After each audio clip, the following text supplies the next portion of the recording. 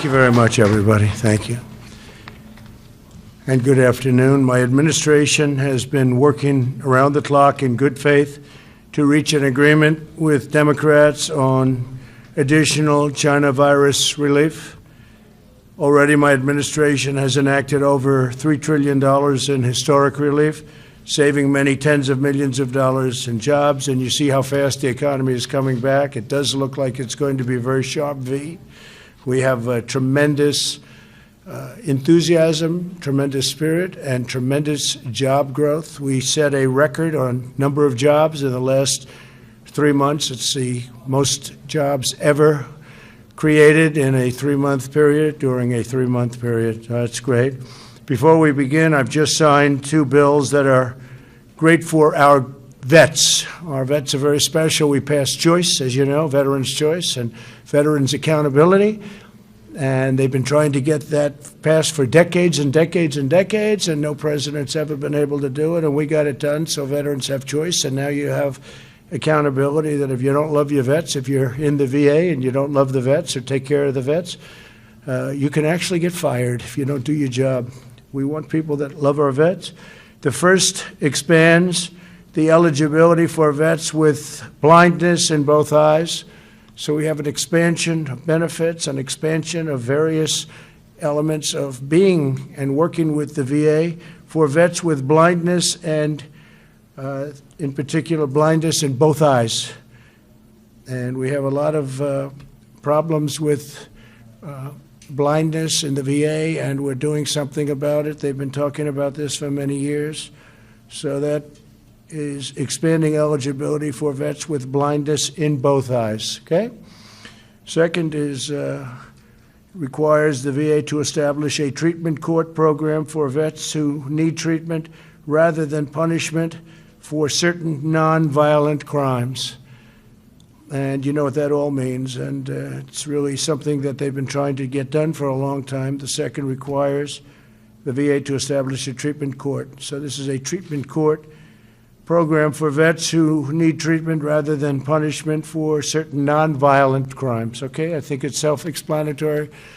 We've wanted this for a long time. They've been trying to get it for a long time, and now we have it. And I want to thank everybody for helping us get that done. We had a lot of support from a lot of great people, including people in the VA. In the current negotiations, we have repeatedly stated our willingness to immediately sign legislation providing expanded unemployment benefits, protecting Americans from eviction, and providing additional relief payments to families. Democrats have refused these offers. They want to negotiate. What they really want is bailout money for states that are run by Democrat governors and mayors, and that have been run very badly for many, many years and many decades, in fact. You know the states. Everybody knows who we're talking about and what we're talking about. I don't think we have to go over it. But what the Democrats primarily want is bailout money. It has nothing to do with the China virus. It has nothing to do with anything that we've been talking about over the last period of time. They want to bail out states that have been badly managed by Democrats, badly run by Democrats for many years. And in fact, in all cases, many decades, and we're not willing to do that. Nancy Pelosi and Chuck Schumer have chosen to hold this vital assistance hostage on behalf of very extreme partisan demands and the radical left Democrats, and we just can't do that. So hopefully we can do something with them at a later date, but we're going to be signing some bills in a little while that are going to be very important and will take care of pretty much this entire situation as we know it, and as you have been covering it, and in some cases actually covering it accurately. Many of the far-left policies they're pushing have nothing to do, again, with what we have been working on so hard, namely the corona. You can call it so many different names. What a horrible thing China released upon the world. 1/3 of their bill, the HEROES Act, is spending completely unrelated money to the virus. Here are just a few of the policies in their extreme left bill. And again, this is a bill supported by Biden, and Biden is totally controlled now by the Bernie Sanders left wing of the party, and in fact, he's gone further left than Bernie Sanders ever dreamt of going. So obviously, other than Bernie, have brought him left. If you look at the manifesto that they've agreed to, it's far further left than I've ever heard anything about Bernie Sanders. The massive taxpayer bailout of badly run blue states we talked about. That's one of the things they're looking to do. Measures designed to increase voter fraud. Banning voter ID. They want to ban voter ID. We should have voter ID in every state. Every state should have voter ID. You have ID on everything you do practically. Everybody has voter ID. Everybody has ID except for voters. When you vote, you don't want ID. They don't want it. We have some states with it. It works out great. And if you want to stop fraud in elections, have voter ID. They want measures designed to increase voter fraud, which is banning voter ID in all states, and banning requirements for signature verification in federal elections. Now, why would they want, in this bill, which really has nothing to do with what we're talking about, stimulus, something banning voter ID in every single state? They want to ban it, including states where we already have it, because we have some states where we have it, Indiana and others that do very well. Why would they want to ban voter ID in all states? And why would they want to ban requirements for signature verification in federal election? Who would want a bill banning signature verification? What's that all about? You know what it's about? Fraud. That's what they want, fraud. They want to try and steal this election because, frankly, it's the only way they can win the election.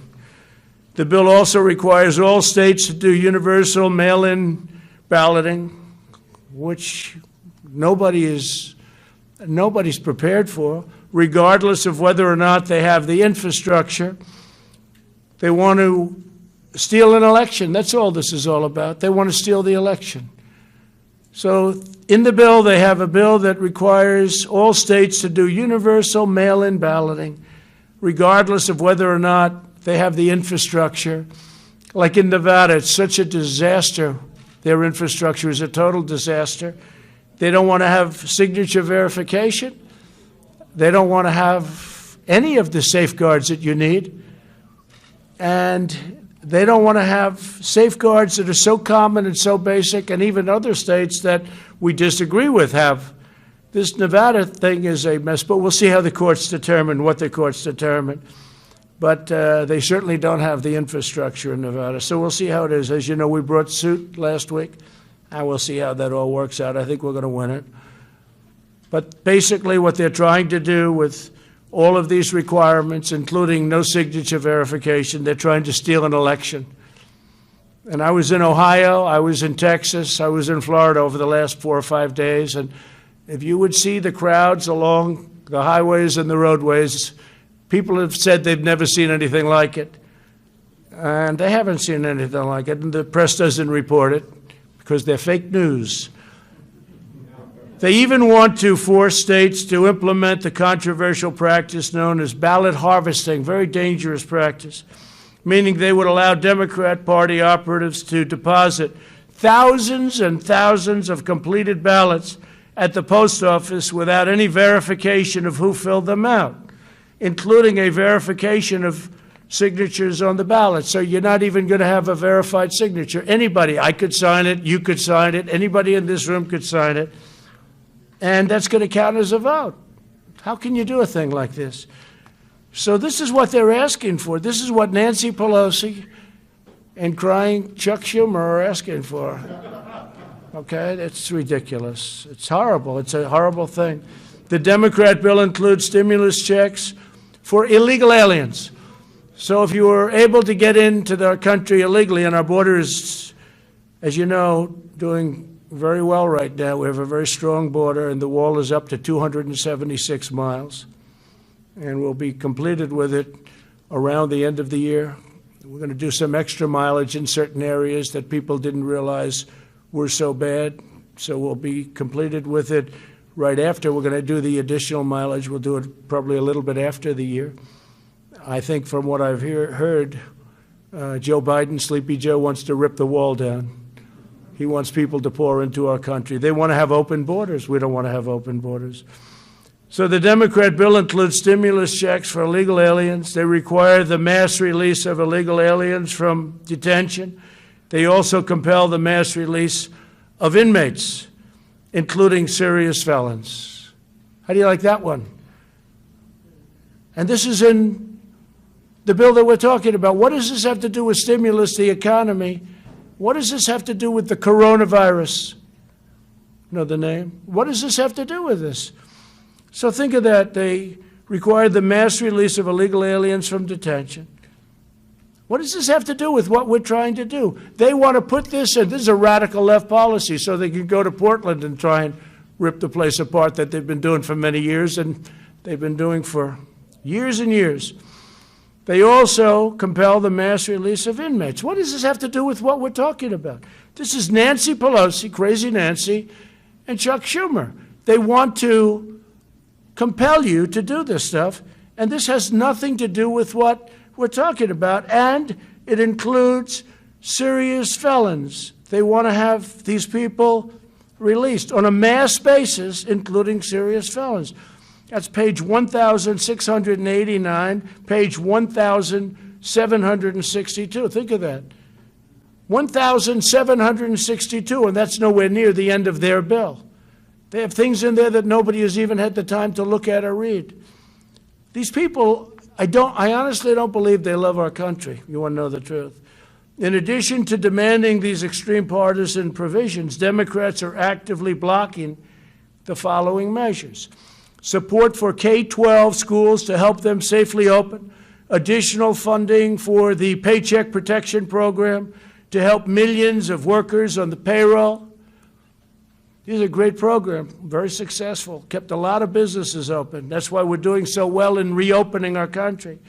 Additional money for hospitals, testing, and vaccines, direct payments of $3,400 for a family of 4. Now remember, this is what the extreme partisans, this is what we're talking about. Democrats are actively blocking the things that we want. And what we want is good for people. These are things that they're blocking. Support for K-12 schools so they can open. Think of that. Also, direct payments of the $3,400 for a family of 4 plus. Then funding for child care and mental health care. And you need that, especially when you have so much of a lockdown. You need that. Mental health care. Funding for broadband, airports, and agriculture. Rental assistance, and support for community banks and credit unions to help them provide $100 billion in loans to the hardest hit communities, including rural communities and farmers. They don't want anybody to get that. Democrats are obstructing all of it. Therefore, I'm taking executive action. We've had it. And we're going to save American jobs and provide relief to the American workers, and I'll be signing these bills in a very short period of time. First one is I'm providing a payroll tax holiday to Americans earning less than $100,000 per year. In a few moments, I will sign a directive instructing the Treasury Department to allow employers to defer payment of the employee portion of certain payroll taxes from September 1st. And we're actually going to be making that. We just got the word. We're just getting some word from a lot of people. We didn't think we'd have to do this because we thought the Democrats would be reasonable, but they've been not only unreasonable, they've been ridiculous. So we're going to make that August 1st, most likely. It'll be August 1st. We'll let you know the exact date, but we're looking like August 1st. So it'll be August 1st through the end of 2020. This will mean bigger paychecks for working families as we race to produce a vaccine and eradicate the China virus once and for all. And we're doing very good with the numbers. You see it's going down in Arizona very, very substantially and rapidly, going down in California, going down in Texas, going down in Florida. Other areas are propping up a little bit, but we're watching them very closely. We understand the disease, and we're watching them very closely, especially our senior citizens and our senior citizens' residences. If I'm victorious on November 3rd, I plan to forgive these taxes and make permanent cuts to the payroll tax. I'm going to make them all permanent. Now, Joe Biden and the Democrats may not want that. They don't want that because they're adding $3 trillion in taxes. So they'll have the option of raising everybody's taxes and taking this away. But if I win, I may extend and terminate. In other words, I'll extend it beyond the end of the year and terminate the tax. And so we'll see what happens. Biden probably won't be doing that. You'll have to ask him. I don't think he knows what he's doing. Second, I'm signing an executive order directing the Department of Housing and Urban Development, HHS, and CDC to make sure renters and homeowners can stay in their homes. So I'm protecting people from eviction. Yet you've been hearing a lot about eviction, and the Democrats don't want to do anything having to do with protecting people from eviction. I said, let's do that separately. That could be a totally separate thing from passing along money so people can live. And they didn't even want to protect people from eviction, so they would get evicted. It's not their fault that this virus came into our country. It's China's fault, and came into the world. By the way, a lot of the people, a lot of the states that were doing the best are having some problems. A lot of the states that we weren't thinking were doing the best are doing very well. You look at some of the countries involved, some of the countries that were really standing out as examples are now exploding, but they'll get it down. They understand it. We're dealing with them. We're dealing with a lot of countries. We're providing thousands and thousands of ventilators all over the world right now. We make a lot of ventilators. We've started off with very little, and we're making a lot. And we have thousands in our stockpile, but we're making thousands a month. And we're providing many of them, thousands and thousands, to other countries that would never be able to get them. The Department of Housing and Urban Development will also provide financial assistance to struggling renters and homeowners and work with landlords and lenders to keep Americans safely in their homes. So we don't want people being evicted, and the bill, the act that I'm signing, will solve that problem largely, hopefully completely. The third action I'm taking today will also provide additional support for Americans who are unemployed due to the China virus. Under the CARES Act, I proudly signed expanded unemployment benefits into law. Congressional Democrats have stonewalled our efforts to extend this relief. They even opposed measures that would give bonuses to workers returning to the job. They were totally opposed to that. For this reason, I'm taking action to provide an additional or an extra $400 per week in expanded benefits. $400, okay? So that's generous, but we want to take care of our people. Again, it wasn't their fault. It was China's fault. States will be asked to cover 25% of the cost using existing funding, such as the tens of billions of dollars available to them through the Coronavirus Relief Fund. Under this plan, states will be able to offer greater benefits if they so choose, and the federal government will cover 75% of the cost. So we're all set up. It's $400 per week, and we're doing that without the Democrats. We should have been able to do it very easily with them, but they want all of these additional things that have nothing to do with helping people. Fourth, I'm signing a directive providing relief to student loan borrowers. Earlier this year, we slashed student loan interest rates to zero. I don't know if people know that because the press doesn't ever report it, but maybe they're watching now. The press doesn't report a lot of good things that are good for the people and good for the country. Earlier this year, we slashed student loans, interest rates to 0%, and suspended student loan payments, and Congress extended that policy through September 30th. Today, I'm extending this policy through the end of the year, and we'll extend it further than that, most likely right after December 1st. So we look like we're going to be extending that. They're paying zero interest. And again, not their fault that their colleges are closed down, and not their fault that they're unable to get what they bargained for. Through these four actions, my administration will provide immediate and vital relief to Americans struggling in this difficult time.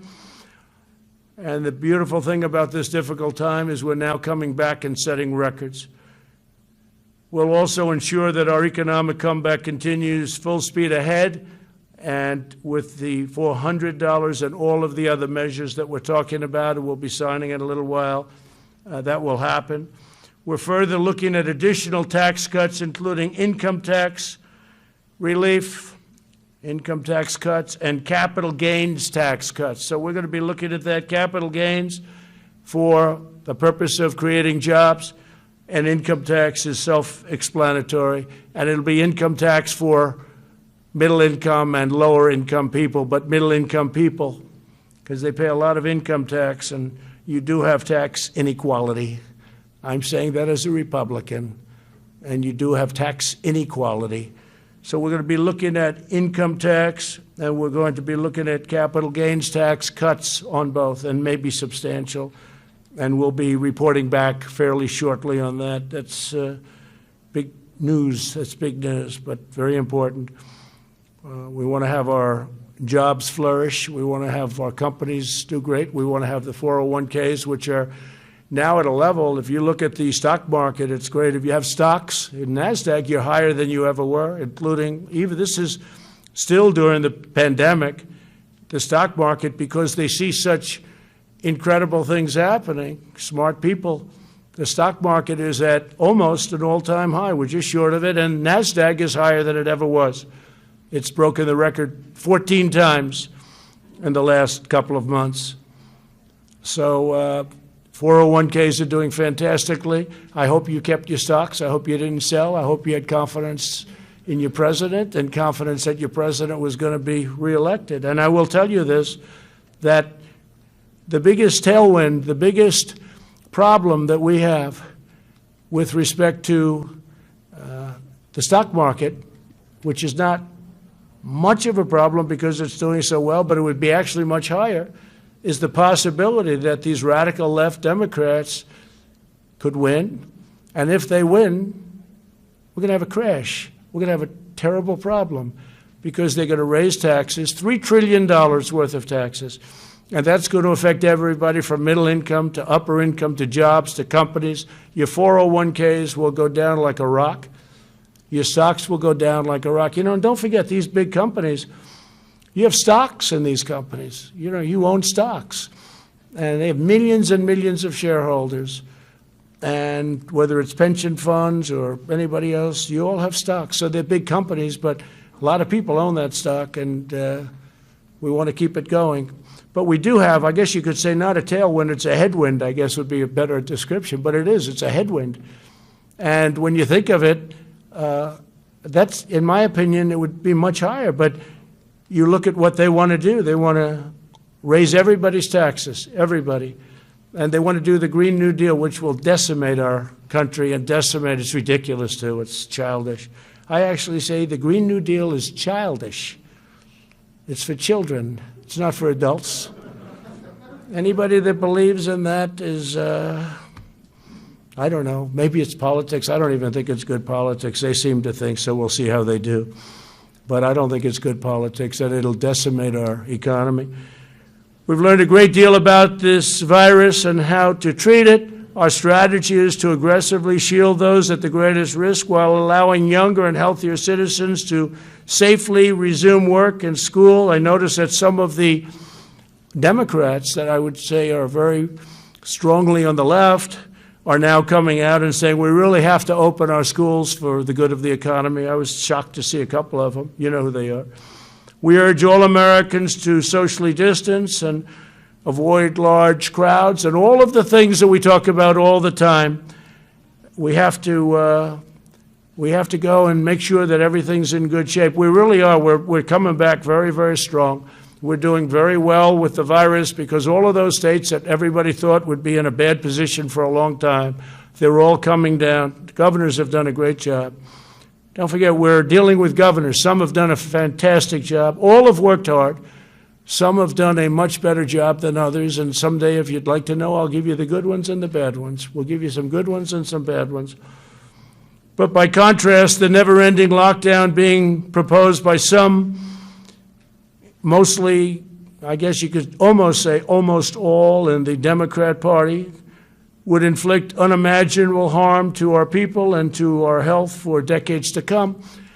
It'll hurt our economy, and they view that as a good thing. They actually view that as a good thing because they're interested in one date, November 3rd.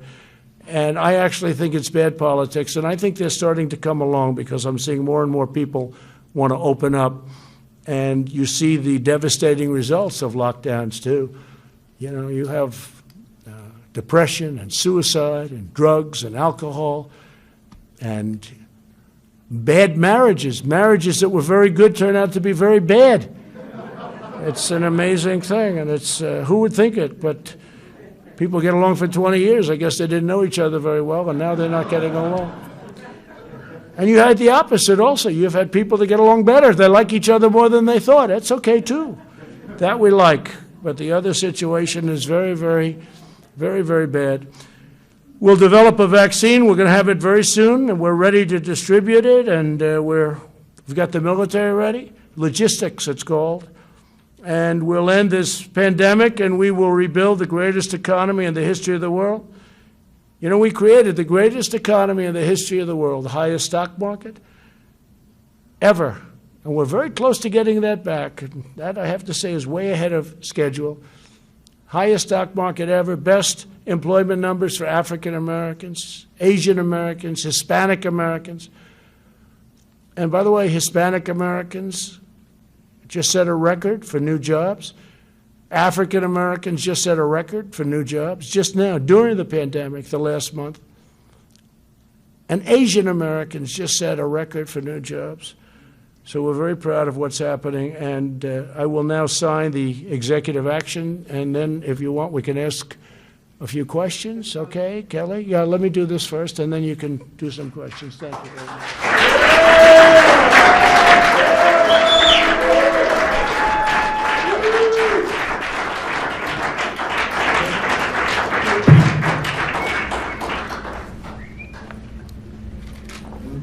So this is for the authorization of other needs assistance program, major disasters declaration related to the coronavirus disease.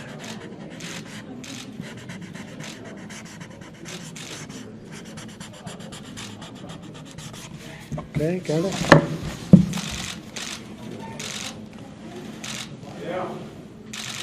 Okay.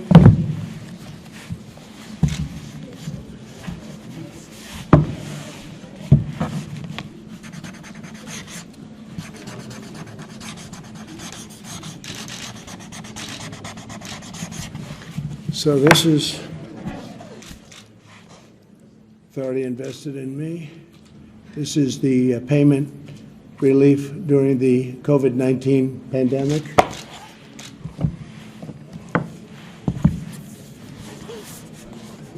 This is fighting the spread of the COVID-19 by providing assistance to renters and homeowners. We're doing assistance.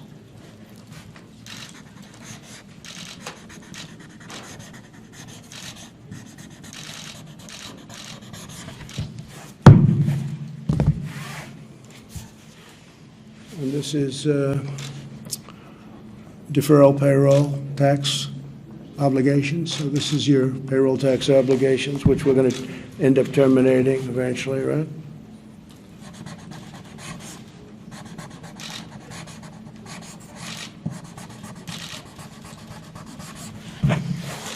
How many pictures can you take over there? I mean, you're taking hundreds of pictures. What are you doing? Okay. I will. So that's the story. Would anybody like a pen? Would anybody like a pen? I do. Would anybody? Why don't we hand these? We'll hand these out to you in the back. Okay, fine.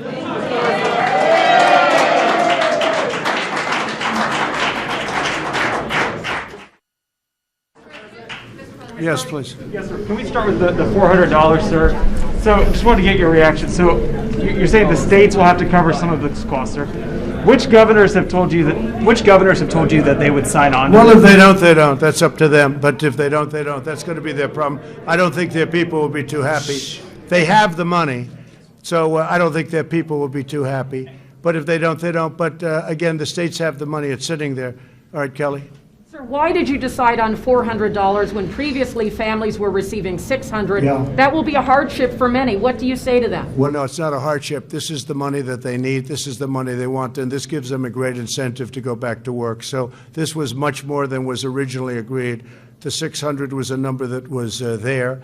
And as you know, there was difficulty with the 600 number because it really was a disincentive. Yeah, go ahead, please. Mr. President? Sir, the payroll tax cut was opposed by both parties on Capitol Hill. Can you give your rationale as to why you think that's so important, particularly since it doesn't help Americans who currently don't have jobs? It helps people greatly. It helps our country get back. And anybody that would say anything different, I think, is very foolish. Everybody wanted it. By the way, the Democrats want it. The Republicans want it. They just couldn't get it. They just couldn't come to an agreement. But everybody wants it. And the very important thing is the people want it, and the people need it, actually. Mr. President, Yeah. Mr. President, you said that this will pretty much take care of the entire situation, but as you said, there's not money for reopening schools, other important items. Is your administration willing to go back to Democrats to try to actually negotiate? Well, the answer is yes, but we have money to do other things. So we have a lot of money that was unspent, and we'll be able to do things with the money that was unspent. We have significant money that was unspent, and we will be able to use that for different purposes. Go ahead. Mr. President, when will this relief get in the hands of Americans that need it? What date? We think it's going to be very rapid. We want it to be very rapid. It's going to be distributed in a way that, whichever the fastest way, there are various methods, and it will be rapidly distributed. You're also expecting legal challenges with this, right? I didn't say that. No, I didn't say that. Yesterday, sir, you said that you were expecting legal. What I said is people can do whatever they want. I guess maybe they'll bring legal actions, maybe they won't, but they won't win.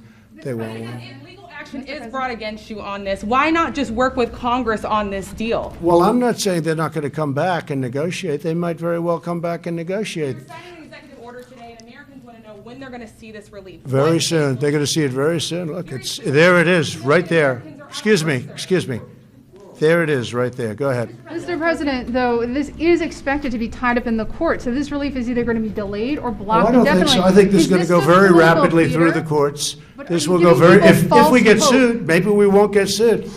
If we get sued, it's somebody that doesn't want people to get money, okay? And that's not going to be a very popular President, you have thing. to go around Congress. Are you trying to set a new precedent that the president No, can go around no. Congress and decide how You ever money hear is the collected word and spent? obstruction? They've obstructed. Congress has obstructed. The Democrats have obstructed people from getting desperately needed money. Go ahead, please, right here. President, No, why do no, you keep you're saying finished. that Go you ahead, passed please. veterans' choice? Please. You said that you passed veterans' choice. It was passed in 2014. Okay, excuse me. Go ahead, But it please. was a false statement, sir. Okay. Thank you very much, everybody. Thank you very much.